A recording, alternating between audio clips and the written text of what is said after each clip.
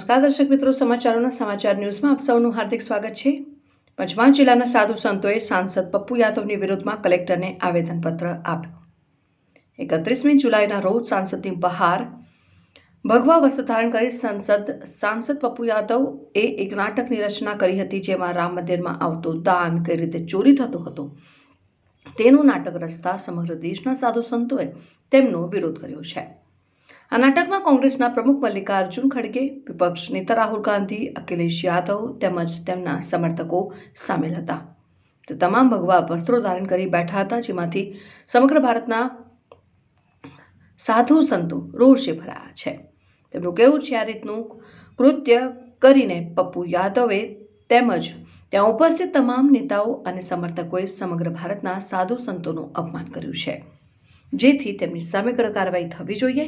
જેના ભાગરૂપે સમગ્ર દેશમાં ઠેર ઠેર આવેદનપત્રો આપી સાધુ સંતો વિરોધ નોંધાવી રહ્યા છે। જેના ભાગરૂપે પંચમહાલના સાધુ સંતોએ પણ જિલ્લા કલેક્ટરને આવેદનપત્ર આપી પપ્પુ યાદવ તેમજ અન્ય લોકો સામે સખત વિરોધ નોંધાવ્યો છે અને તેમની સામે કડક કાર્યવાહી કરવા અને તેઓની આવાજ રાષ્ટ્રપતિ સુધી પહોંચાડવા આવેદનપત્ર આપ્યું છે। અને આ પ્રસંગે પંચમહાલના સંતોમાં શ્રી ઇન્દ્રજીતજી મહારાજ, શ્રી કલ્યાણજી મહારાજ, શ્રી પ્રેમ પ્રકાશ દાસજી મહારાજ, શ્રી લક્ષ્મણદાસજી, શ્રી વિક્રમદાસજીની ગોપાલદાસશ્રી સહિત જિલ્લાના વીએસપીના કાર્યકરો અને આગેવાનો સહિત ગુજરાત પ્રાંત ધર્માચાર્ય સંપર્ક પ્રમુખ ચંદ્રકાંતભાઈ ખાસ ઉપસ્થિત રહ્યા હતા અને કલેક્ટરને આવેદનપત્ર આપ્યું હતું।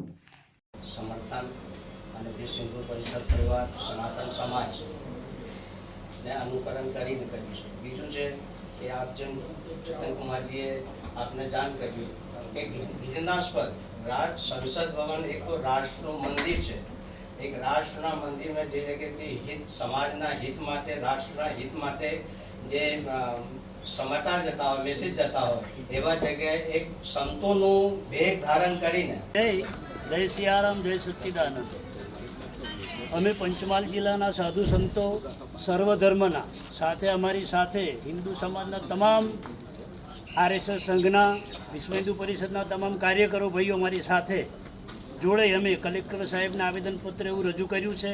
અમારી દુઃખદ વેદના, અમારી લાગણી, અમારા ધર્મ પર જે હાનિ થઈ છે, જે સાધુ સંતોનું અપમાન થયું છે, રાવણ રૂપી જે પપ્પુ યાદવ છે, ભક્તિરૂપી સીતાનું હરણ કર્યું છે, તમે સંતોનો પોકાર કરીએ છીએ કે એનો વિનાશ થવો જોઈએ।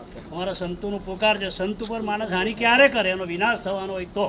એટલે અમારી આવી વેદના બોલે છે, દરેક સંતોનો પોકાર અમારો સરકાર સુધી પહોંચવો જોઈએ। કલેક્ટર સાહેબને અમે આવેદનપત્ર વેદના રજૂ કરી છે, અમારો વાત છેક દિલ્હી સુધી પહોંચવો જોઈએ।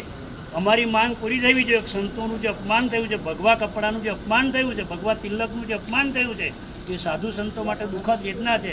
સંત ભૂમિ પર જ્યારે પોકાર કરે ત્યારે ભગવાન જેવા ભગવાન પણ સ્વીકારવું પડે છે। એટલે અમારી માંગ સરકાર સુધી પહોંચે અને અમારા દરેક સંતોની વેદના એક જ છે કે અમારી માંગ પૂરી થવી જોઈએ। દેશમાં હાલ ઉઠી છે, પંચમહાલ બાઇક નથી માટે દરેક સંતોના જય સિયારામ, જય સચ્ચિદાનંદ, જય માતા।